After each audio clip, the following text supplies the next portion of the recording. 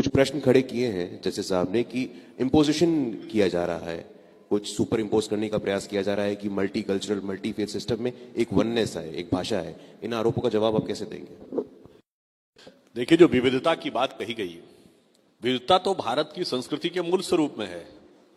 भाषा की विविधता तो छोड़िए, यहां तो भगवान एक नहीं है, भगवान ही भिन्न भिन्न प्रकार के हैं, और एक ही भगवान को आप एक राज्य से दूसरे राज्य में जाइए उसका स्वरूप बदल जाता है।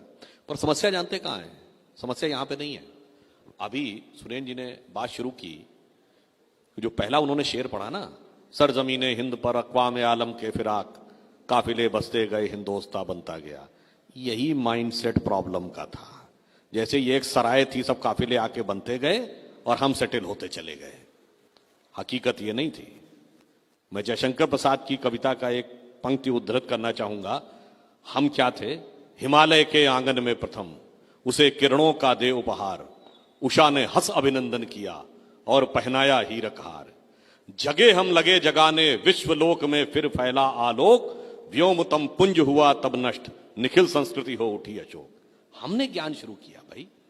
भारत शब्द का अर्थ क्या है? भा का अर्थ होता है ज्ञान का प्रकाश, और रथ का अर्थ होता है उसमें लगा रहना। प्रॉब्लम यहां से आई। दूसरा उदाहरण, जैसे जो प्रश्न दोनों रेस किए गए, मैं बताता हूं। एक उदाहरण दिया गया वंदे मातरम का। कोई समस्या है क्या इसमें? वंदे मातरम पहली बार कब गाया गया? 1896 के कैलकाटा के एआईसीसी सेशन में गाया गया, जिसकी अध्यक्षता किसने की? रहमतुल्लाह अहमद सयानी ने। कोई उनको प्रॉब्लम नहीं थी। 1905 में जब करजन ने बंगाल का डिवीजन किया, बंगाल के हिंदू और मुसलमान दोनों लोगों ने बंगाल की सड़कों के ऊपर वंदे मातरम गाते हुए 4-5 साल में ऐसा माहौल बनाया कि 1911 में वो रिवर्ट हो गया। कभी इशू नहीं बना। 1947 14 और 15 अगस्त की रात, जब ना कॉन्स्टिट्यूशन बना था ना हमारा नेशनल एंथम बना था, कॉन्स्टिट्यूएंट असेंबली की पहली बैठक कैसे शुरू हुई? सरोजिनी नायडू ने वंदे मातरम गाया, then the entire constituent assembly started, यानी देश अस्तित्व में उसी में आया।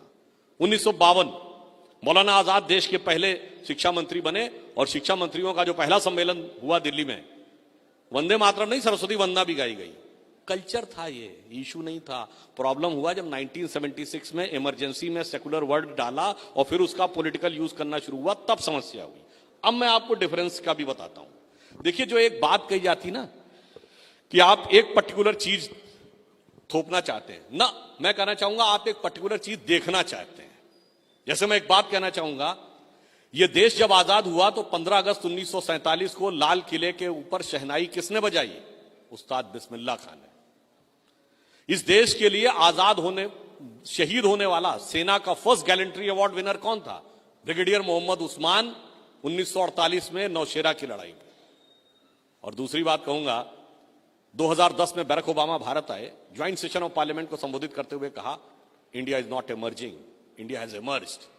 व्हेन इट हैज एमर्ज्ड, जिस दिन 98 का एक्सप्लोजन हुआ था, and who was the chief architect? Doctor Abul कलाम।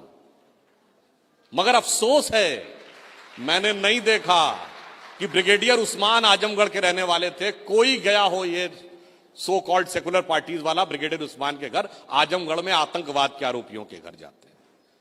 वीर अब्दुल हमीद की शहादत की 50वीं वर्षगांठ 2015 में हुई, कोई नहीं गया, गए सिर्फ हमारे यहां वाले।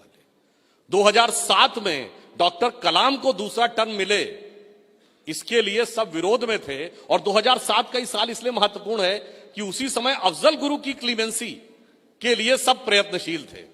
तो मैं कहता हूं, अरे बहुत कुछ है। और मैं कहूंगा, जिसको आप गंगा जमुनी तहजीब देश की कहते हैं ना, वो क्या थी?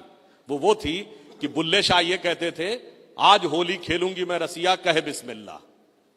वो गंगा जमुनी तहजीब वो थी कि दारा शिको उपनिषदों का फारसी में अनुवाद कराता था और कहता था सिर्रे अकबर इसका नाम है, यानी वर्ड्स ऑफ गॉड। वो गंगा जमुनी तहजीब वो थी कि अब्दुल रसखान, शेख मोहम्मद इब्राहिम रसखान, हिंदी के कवियों क्या कहते थे? मानुस हो तो वही रसखान, बसों ब्रज गोकुल गांव के ग्वारन, यानी अगला जन्म पाऊं तो भगवान कृष्ण के ग्वाल बालों के बीच में। अब्दुल रहीम खान खाना जैसा हिंदी का बड़ा कवि होता था। और ये गंगा जमुनी तहजीब ये थी कि अमीर खुसरो मुस्लिम होकर ये कहने की हिम्मत करते थे कि छाप तिलक सब छीनी तो उसे नैना मिला के। और ये एक तरफा नहीं था, लाखों हिंदू मजारों पे जाता था, आज भी जाता है। मगर अफसोस मैं कहना चाहूंगा, ये जो एक नजरिया था ना, मैंने जितनी बातें बताई आपने कभी उससे अपने को नहीं जोड़ा। आपने किससे जोड़ने की कोशिश की? बाबर, तुगलक, औरंगजेब, अफजल गुरु, याकूब Memon, Ishrat Jahan, Zakir Naik. The problem is here. Nationalism कुछ और है, पॉलिटिक्स कुछ और है।